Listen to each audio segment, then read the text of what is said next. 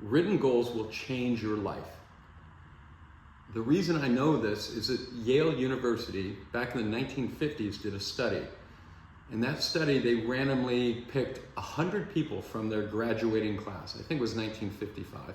You can look it up on the internet.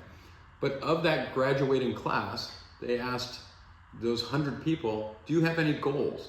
And 85 of them said, well, yeah, I just want to get out of school and get on with my life. And then a dozen of them were a lot more specific. I want to be a doctor, or I want to be a lawyer, and I'm moving in that direction. Well, 3 of those folks had written goals for their entire life that they wanted to achieve. And what they did is every year they would write personal and professional goals that would move them in the direction to achieving their life goals. Well, they caught up with them about 30 years later. And what they found is those 3 folks who had lifetime goals that they reviewed annually, well, those folks were financially more successful than all other 97 combined.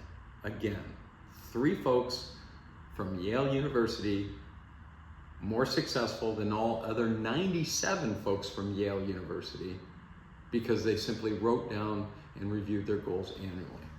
So for the last 35 years, I've been writing 10 personal and 10 professional goals a year. And I don't always achieve them. In fact, I probably only get about 60 to 65% achievement rate every year. But it still puts me much higher in the success category than I would be if I hadn't written down my goals. Just to close, I'd like to give an example of a cruise ship. Let's say you're on a cruise ship and you're leaving Port of Los Angeles and you're cruising down to Panama to go through the canal.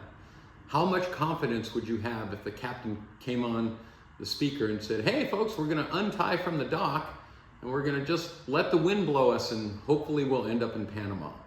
Well, you wouldn't be happy about that at all. And in fact, in your life, if you don't have written goals that you're striving for every year, you'd be just like that ship, letting the wind blow them around. So 10 personal, 10 professional goals a year.